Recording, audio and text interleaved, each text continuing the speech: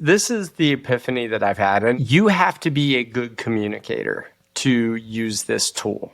Would you expect to ask a human that question and get an answer back? In order to leverage these tools, you still have to communicate clearly. People might realize that they're bad communicators through these types of tools because they're not as forgiving as human beings who will like run to somebody else's office and be like, Scott just said to do this. What the f- is he asking? But now, like, yes. It doesn't forgive you for that. So now you have to ask better questions and communicate better.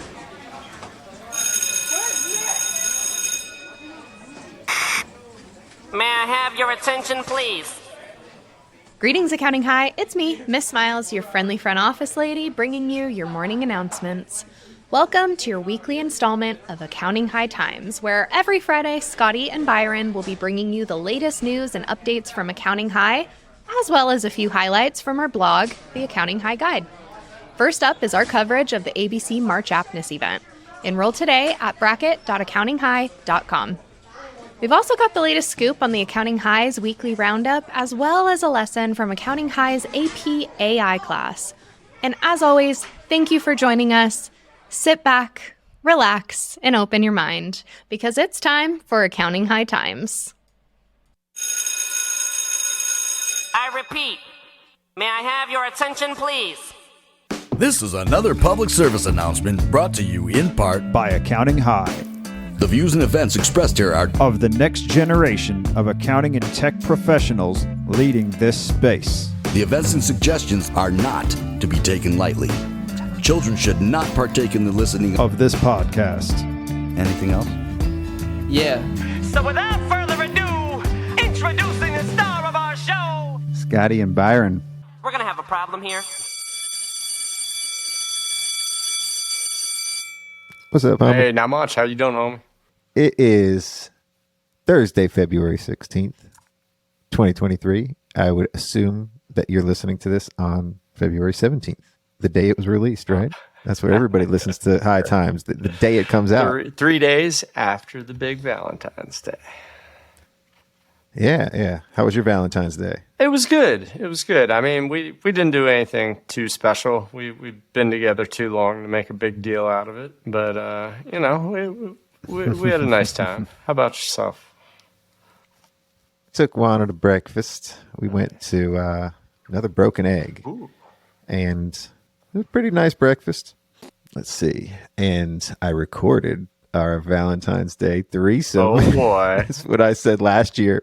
So, no. I'm talking about an episode I recorded with Kenji and Nicole. That was fun. Good. Nice. So, look forward to it. Any couple that's been married more than a year, some couples that are married a year don't do anything Valentine's Day, right? Like, I always used to make fun of it and say it was like some kind of corporate holiday, right? For Hallmark cards and for merchandise. You need to space the holidays out across the year so people go shopping, right?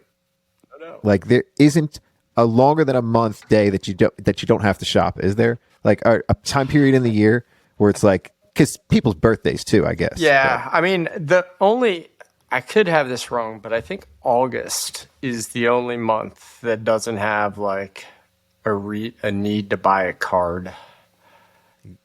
Yeah, well, this year is going to be a need to buy a car for me because Julia turns 16 in August. So I might have to be buying something this August. Yep. I think I'm going to buy her a truck. I think she knows this too. Nice. That way we have a truck, although I don't really get out of the house much. Isn't it good to have a truck? You've got a couple of them, don't you? Definitely.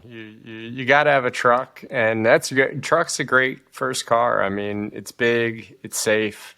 I fully support that. If you can get it manual, that's a bonus. For sure. So let's do our ABC tournament update. See, we're week 4 now, and I've already evolved the name. Like, I always like to say NCAA tournament, or NCAA tournament. So I want this to roll off my tongue. And if I say ABC tournament, it's easier for me to say because I don't ever say March Madness in real life. Like, right. That's part of the branding and everything. But I don't say, are you excited about March Madness? No, I always say like NCAA tournament. ABC tourney. Are you cool with evolving the name to the ABC tournament, but is it redundant to say challenge tournament? I don't know if it's redundant. As long as it flows, it doesn't matter. It's All right. Yeah. It's rocking, man. ABC tournament. It's got some momentum. I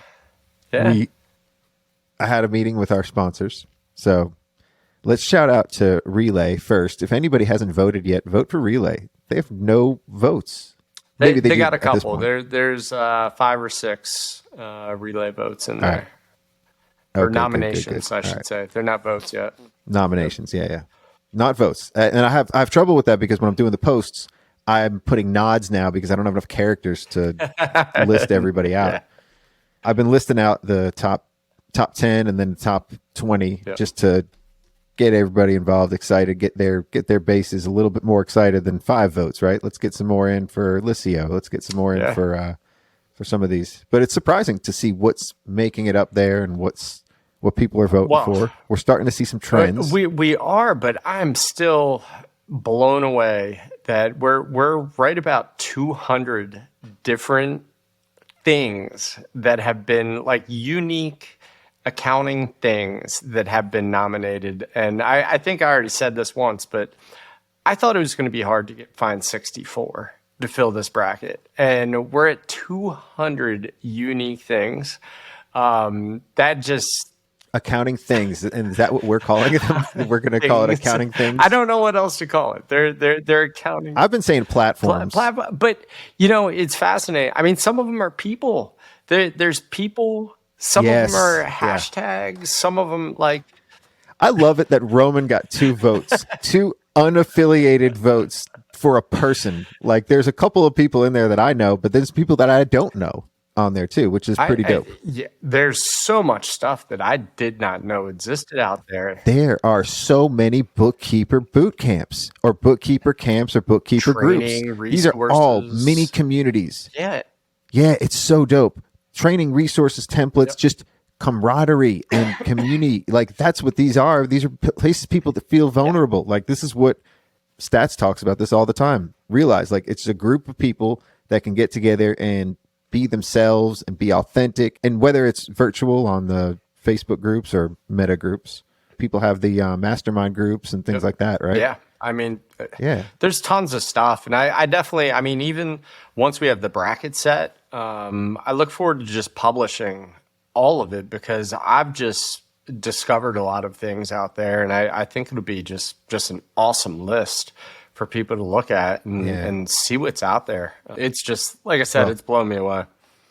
We'll dedicate some time to cleaning up that list and sorting through it and giving everybody a nice breakdown as we get more established. I think there'll be some pushes now. People will start to get their bases excited, and we'll get some more nominations in. We'll see how where all the patterns, where everything shakes out. So what platforms have not even been nominated? Just offhand, I'll throw out a couple that I've thought of. One that I know a lot of people love is Canopy. I haven't seen Canopy out there mentioned. Maybe we haven't crisscrossed the Canopy crowd. BotKeeper has not made the list. Wow! I haven't seen. BotKeeper's been quiet. They've been quiet lately. I haven't seen anything with BotKeeper. Super quiet. I mean, there's a few different like AP processing platforms that I've not seen nominated.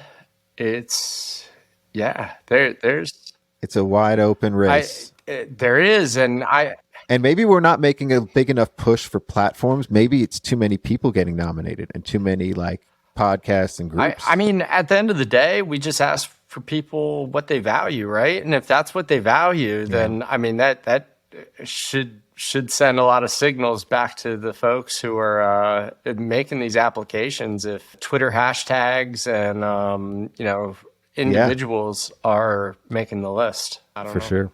So we'll see how it all shakes out. That's an interesting take on it too. Like, this is what people actually care most about in their accounting life, and we're starting to see what that means. So it's pretty cool. This is a nice experiment that we're running. As far as prizes go, we have prize money that we're going to allocate out. We've got sponsors.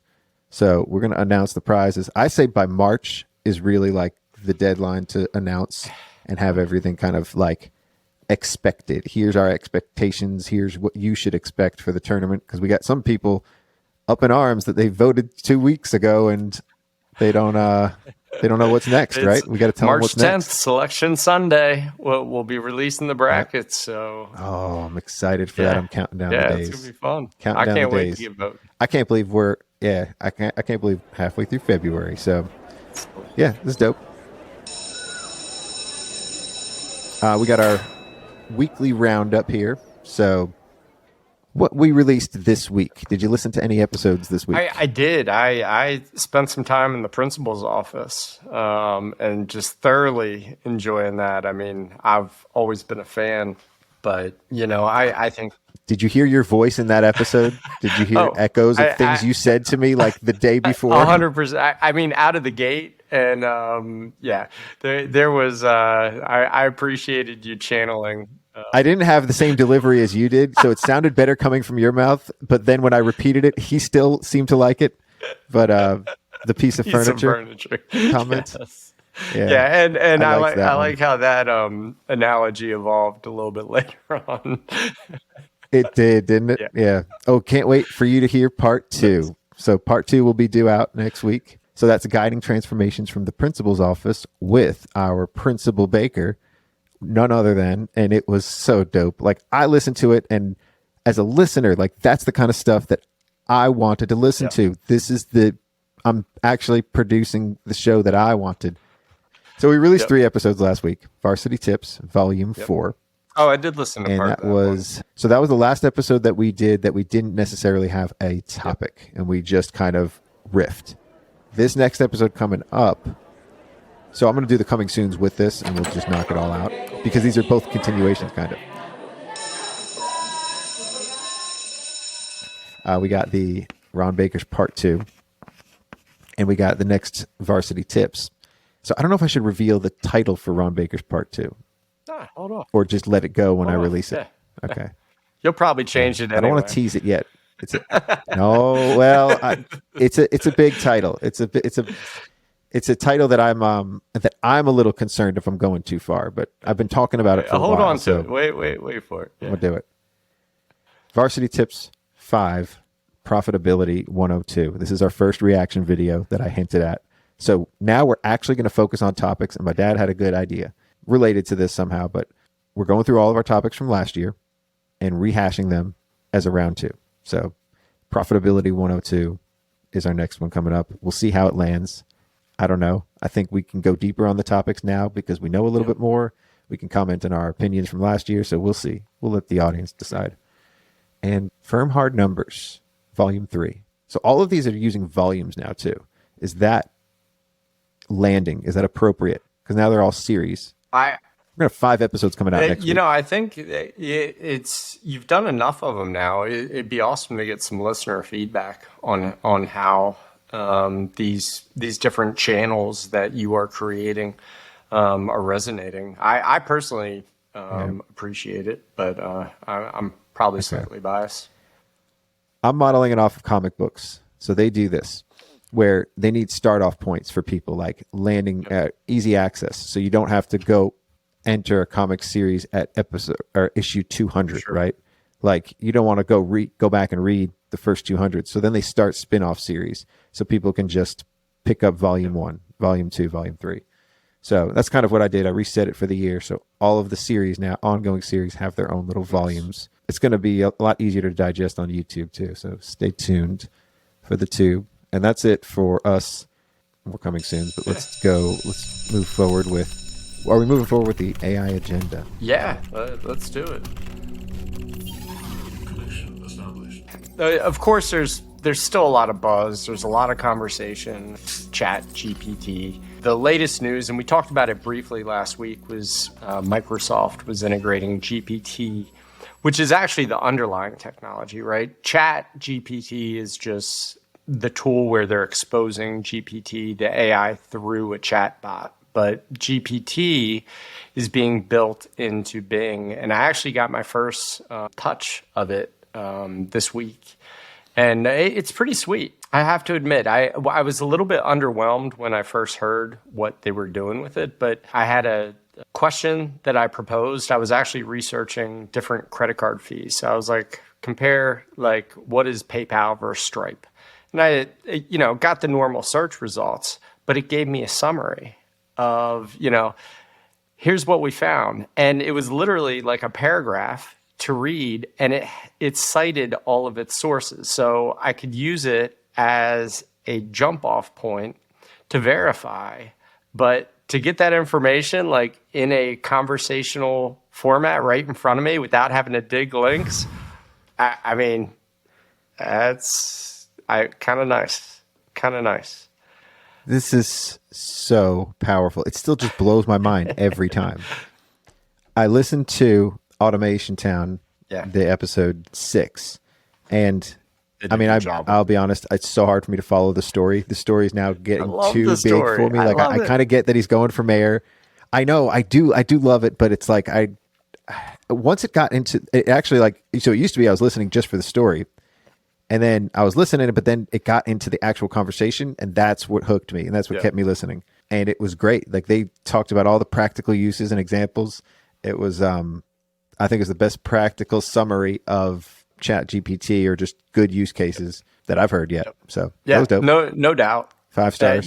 So, things continue to evolve. I mean, there's still people, poking holes in it, which personally, like, it makes me laugh because I feel like everybody has this sudden urge for perfection of where we're going literally from like driving in cars to all of a sudden we're expecting space travel. And anything less than that is not good enough for people. But it's, it has some amazing use cases with, especially for anybody who's out there doing code of any sort, even like a novice coder like me, to be able to drop code into it and get feedback on that code. It'll also expose security vulnerabilities in the code. Like, hey, these are the things you should be considering when building it, which is, I mean, everything from building code to editing code to even explaining it to you. You could find some code online that somebody provided and drop it in there and say, what does this do? And it'll give you a breakdown. So, wow. Yeah, I feel like Chad did at the end of that episode where he's just like, why do we even bother anymore? Why do we even make an effort? But here's the thing, and this is the epiphany that I've had, and I've also mentioned this a little bit, but it's becoming more and more clear to me that you have to be a good communicator to use this tool. And a lot of times when people are like shooting it down or poking holes in it, they'll show their question, and it's like, would you expect to ask a human that question and get an answer back? Because if so, you're just a terrible communicator. So in order to leverage these tools, you still have to communicate clearly. And that's, I kind of think that, people might realize that they're bad communicators through these types of tools because they're not as forgiving as human beings who will like run to somebody else's office and be like, Scott just said to do this. What the is he asking? And but now like it doesn't forgive you for that. So now you have to ask better questions and communicate better. That is so true with me in a lot of cases too. People are just nice. Usually I'm a terrible communicator. And I have no idea how it impacts other people until finally they explode on me. Like, so this is important. Yeah. This is not like, see, I had the advantage of being able to see how bad I communicate on the show as I'm listening back to it. So I'm getting better through the means of real time, like real people impact.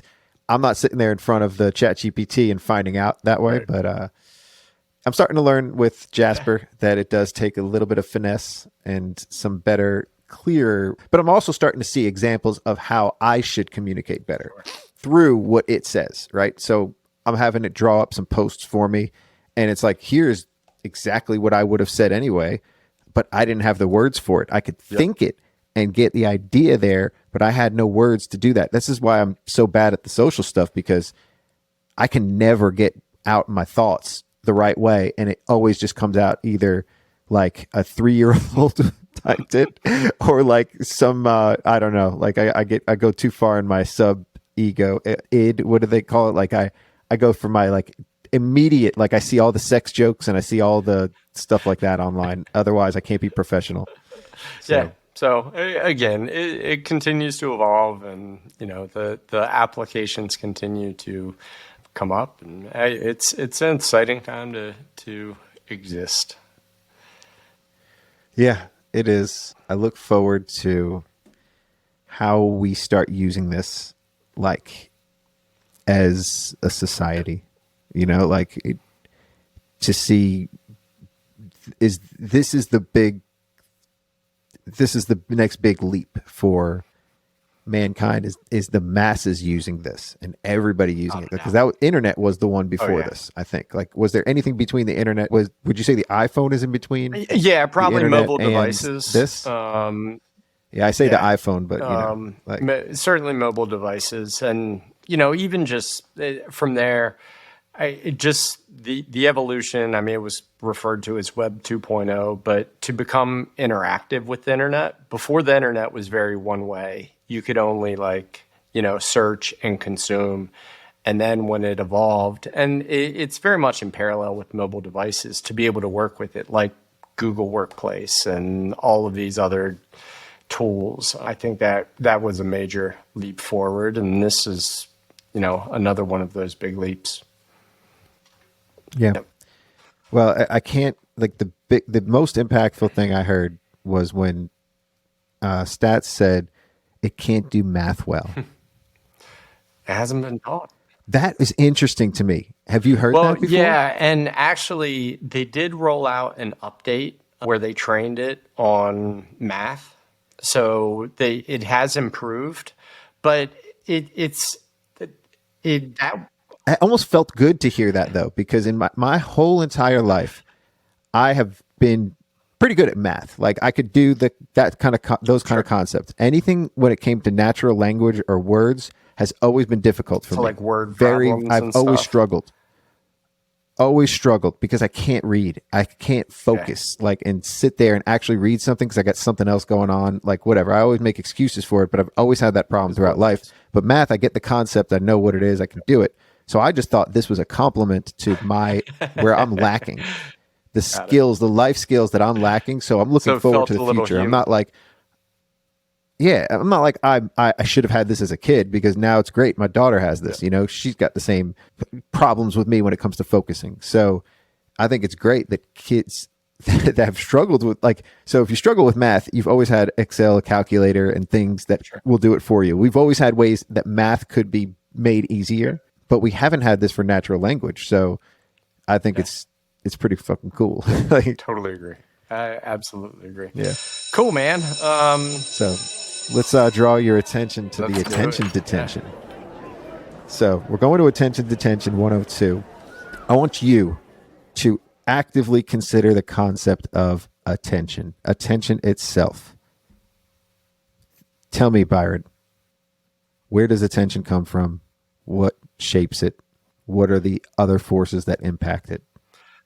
To you, what does that mean? For me, attention comes from having an interest in the thing that I am giving attention to. I have a desire for something out of whatever that item that I'm paying attention to. Distraction comes from, just the environment and the world, the opportunity that there's going to be something more interesting than what I'm trying to pay attention to. To me, that's always been my struggle, is finding ways to pay attention, because I have an active mind, like a very active mind, and sometimes it just doesn't stop going. And it's always been a struggle. I've never really labeled myself ADHD until I started wearing this hoodie. But I always considered maybe I have some problems, but it wasn't until I was older in life that I really found that. And so I take medication, I take Vyvanse to help focus, and it does help. I can tell the days that I don't take it, I'm all over the place. So this, to me, that's why this is such an important topic, because I have such a hard time paying attention to things. And it's always things like pulling me in other directions. And usually it used to be external factors, right? So it used to be, there's always these things coming at you, the notifications, the pings, and I've eliminated all external factors. Like, I don't have notifications for anything, but I still can't pay attention because it's now internal factors. It's internal things that are coming at me from all different directions. So it's not outside, it's the inside. So how do I even focus? How do I pay attention? So it takes a lot of things. So we're going to go through, this is the second part of our series, but we're going to go through all the things that you can do to help focus and help have that attention, to start actually paying attention to stuff. Because it's been a struggle, and I did work on all of these things through the past couple of years, and I can pay better attention now, but it's still a struggle if I don't keep up with certain things and habits and other things too, and I can easily fall off. So it takes a lot of care and effort for me to even be able to pay attention. It's like your physical, eating, moving, sleeping. So I'm going to get into all these things. But just thinking about, like, at the core, what are the things that allow us to focus and cause us to be distracted? There's fundamental things that we have to focus on and that we have to do to be able to show up anywhere else we go. And I've, personally been working on all those things so I can show up and be better. And historically, I never got a lot of sleep. And I think that's the case with a lot of working adults. And they think coffee and other energy is going to solve that. Like, I mean, I don't think that's... I could go all day on this, but lack of sleep is probably the biggest reason why so many children are medicated for ADHD improperly, because we as humans have never been taught good sleep habits, because it's never been valued, and it's been scientifically proven that poor sleep habits has severe impact on attention, and it's probably the leading factor for children being diagnosed with ADHD, just lack of sleep. For sure. Yeah. For sure. It's also the leading cause of a lot of illnesses, and it's been linked to so much. So this, like you said, there's an entire episode that we can do on sleep, and we will, because I've been obsessed with it and starting to fade. The more I travel, the less sleep I get, and I appreciate being at home, because then I get to sleep, and I get a lot of it when I'm at home, at least 8 hours a night. So value sleep. And that's actually not even what I was going to talk about today. I was going to talk about energy today, but that's plays into energy though too.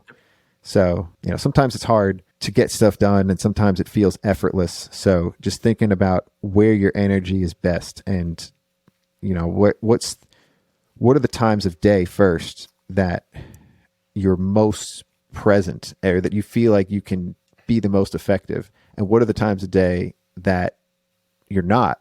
And I think for most people, there is that midpoint of the day. Sometime, I always say after lunch, right?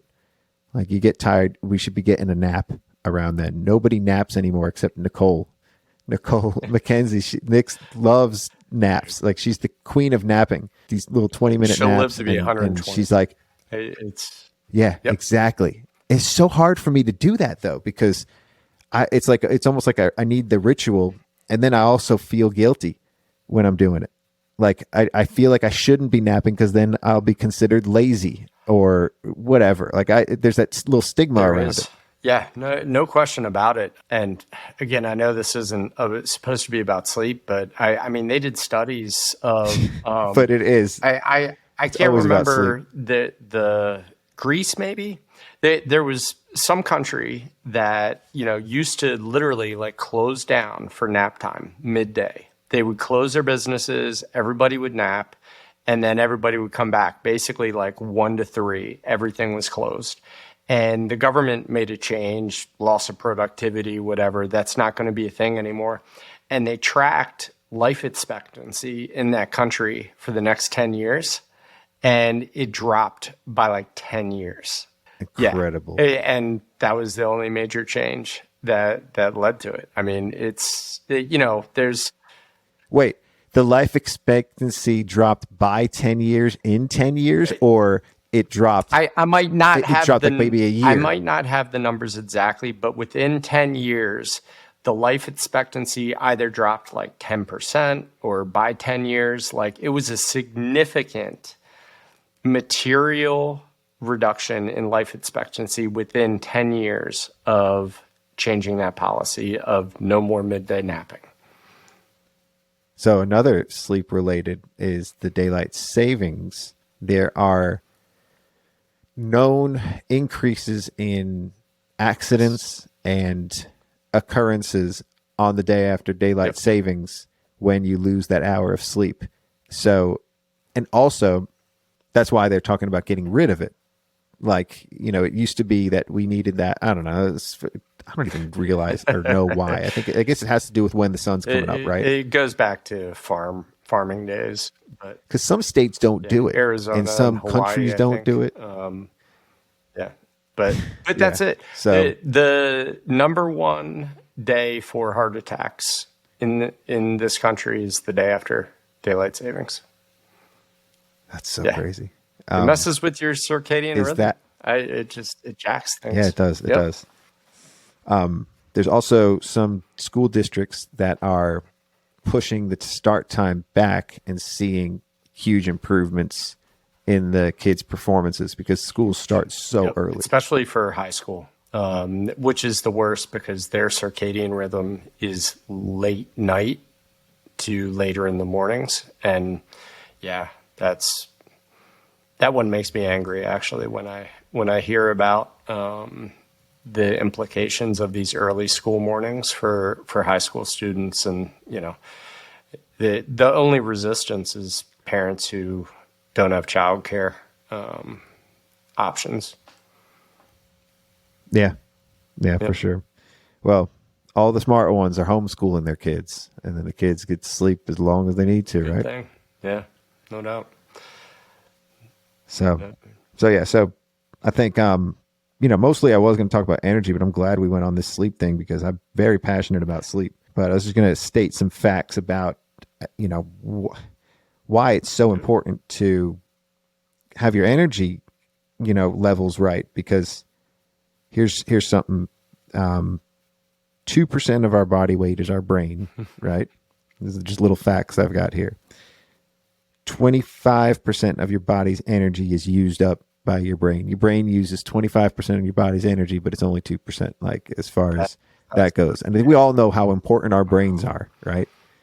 It's most of that, and focus takes up pretty much that energy. It's because we're trying to focus on something, and our brains are pretty powerful, and that's, so our schedules and our days usually are centered around in the morning is when all the little things happen, right? Like I think traditionally speaking, most people would go into work and handle all the little tasks and all the little things and then save their bigger projects or save the bigger things to later once they clear out all the little stuff, because this won't take that long. I'm going to do all these things.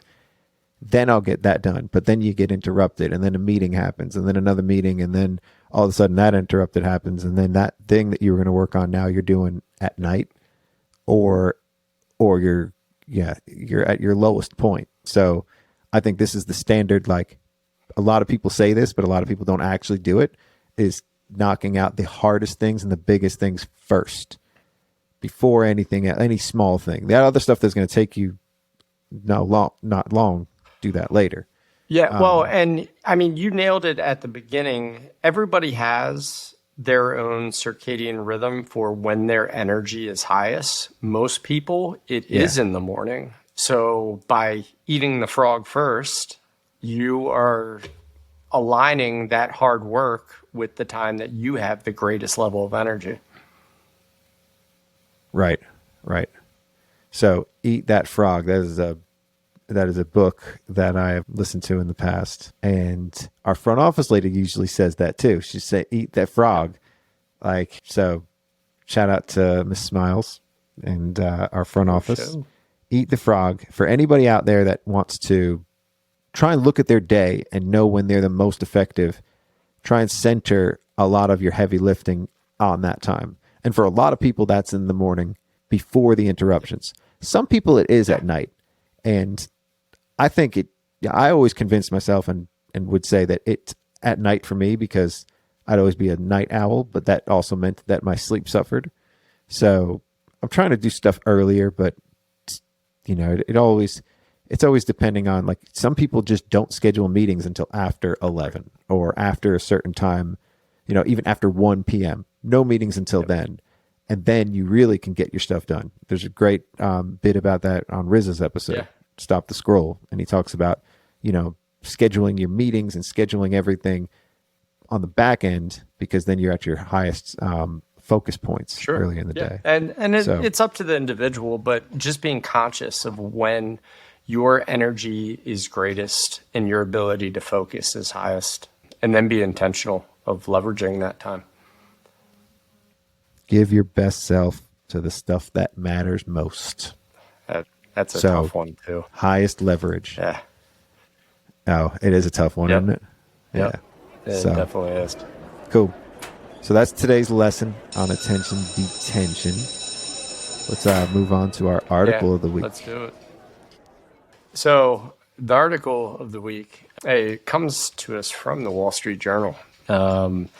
They published an article on how can we make accounting cool, which I'll have to admit, I have not read the full article. I did my best to listen to as much of it as I could. I'm not a Wall Street Journal subscriber, but and neither's the puppy who's talking to us right now.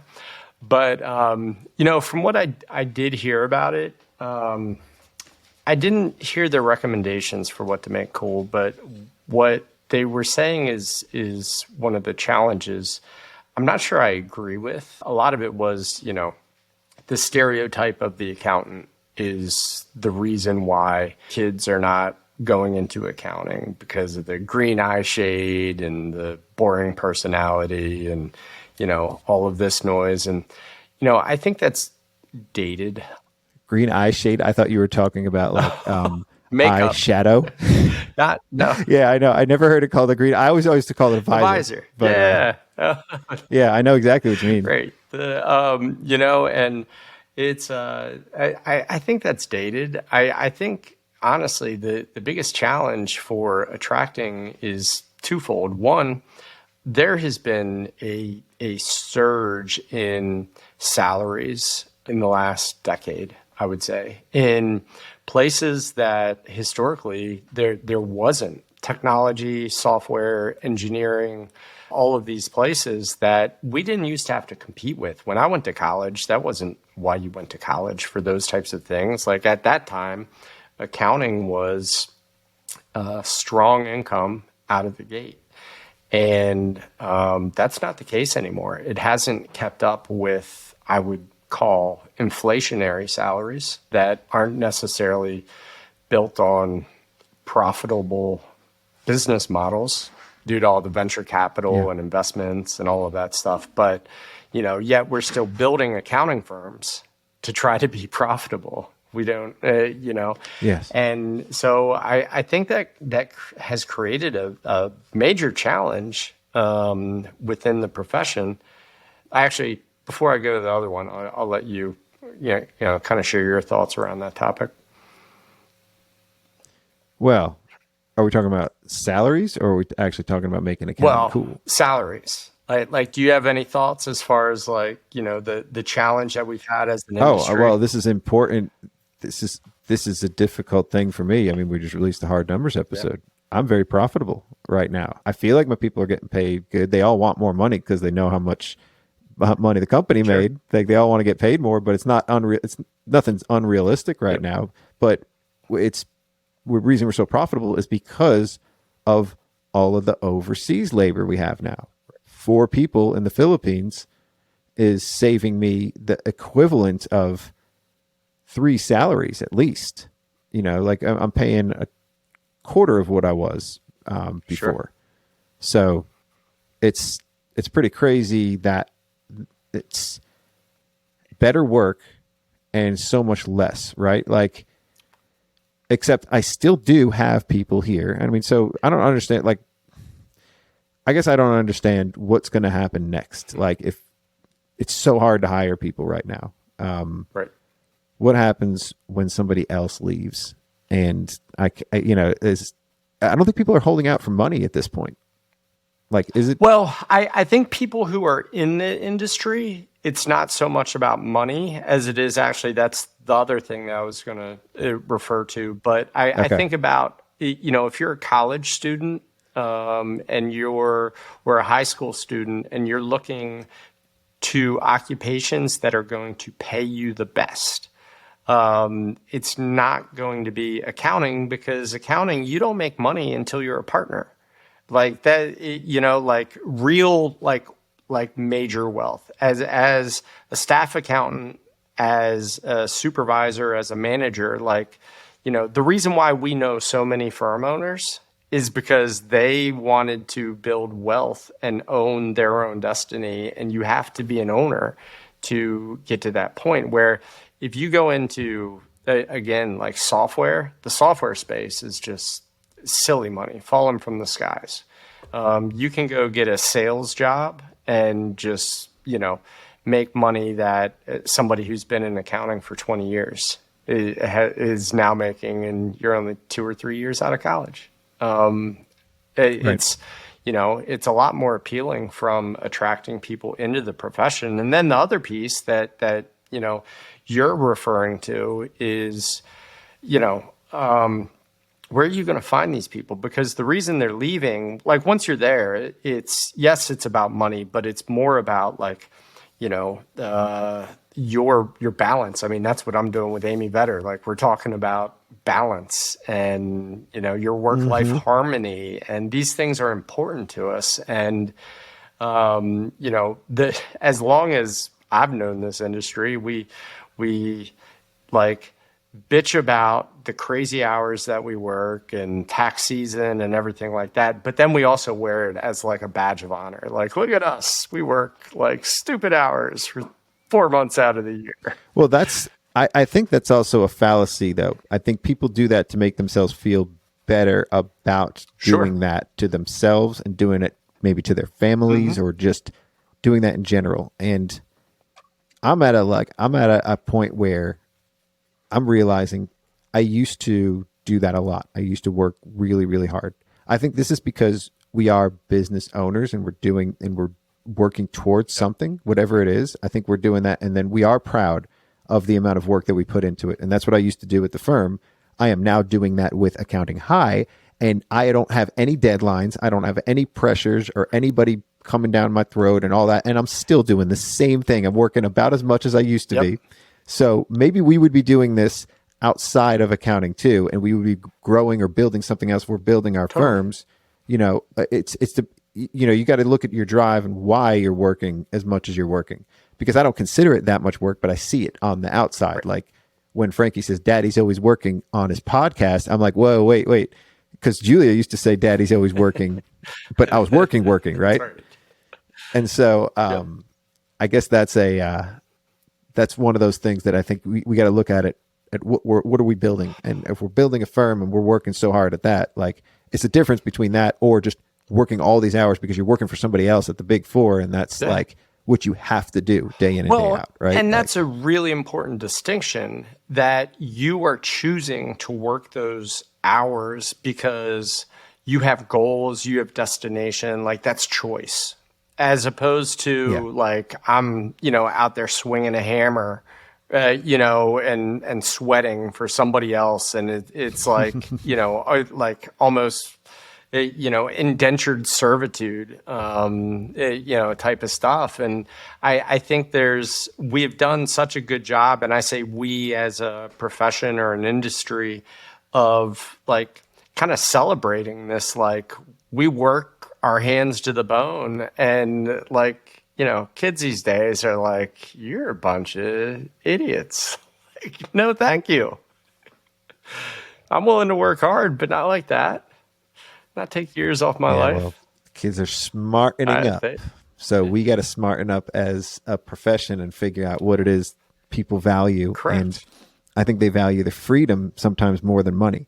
And that's what I've given my people. So they are getting paid, but they all value their freedom and their time, you know, that they could have to themselves and not have to be chained to something. So none of them work more than 4 days a week. I mean, they probably work 5 days a week. I'm sure during tax season they do. It's huge. But it used to be that Fridays were just like, whatever, you know, if you need to get something done, do it. But otherwise, you're not really expected to work on Fridays. That's huge. And the reality is your team is probably more productive in those 4 days than the teams that are you know, forced to. Well, they also thrive on not going to an office too. Yeah. So they've had it both ways. They had an office that they used to have to go to, and maybe we had one flex day where you could work from home for one day, right? Like, right. I was like flirting with the idea that maybe you guys could, and they wanted 2 days, and I was like, I don't know, I don't really know about that. I couldn't get my head around it, right? Because I can't work from home. I can't get shit done when I'm at home. I still don't. Like, you know, right now you ask me to do stuff, and it's like I got maybe a good hour in me that I can do some work. I had this whole week I was going to do LinkedIn posts, and I can't sit in front of the computer for too long. Like, I got to get up and walk around. The weather's been so nice here that I got to just go walk. So I don't know. But they love it. They love working from home, and they are more effective from home. So Dude, celebrate that. I mean, that's attractive to folks, and that's the stories we need to be telling the world, telling high school kids, telling college kids, you know, these great things, the independence and the freedom that you have in, you know, pursuing a career in accounting, and all the positive impact that you can have. I just think we haven't done a good job of telling the positive story because we're trying to make ourselves feel good about, you know, the bullshit side of accounting. Yeah, for sure. Yeah, for sure. So I took my team out to dinner maybe last week. And it's because we don't see each other all the time. You know, we used to be going into the office. We used to see each other every day. We'd be tired of each other by the midweek. We hadn't seen each other since maybe the Christmas party. I don't know. It's been a while. So that was good. We went out to a restaurant, all just hung out, you know, like we're all friends. So it's, you know, it's different now. Like it's different than it was before. And there was like a little bit of tension, you know, in the office because somebody stressed about something, this thing.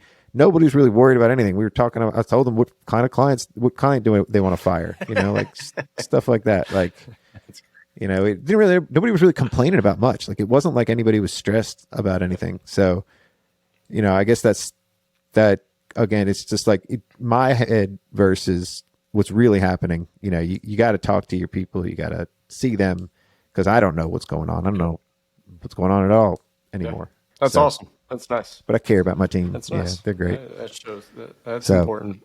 Very cool. Well, anything else? Let's say that a wrap. Yeah, let's wrap it up. We are under an hour at least. Hey, dude, we went pretty deep on some topics, so I think that's a win. Oh yeah, for sure. So yeah, I was a little bumbly in the beginning, but we got a good groove there. Thanks, homie. Thank you, brother. See you next week.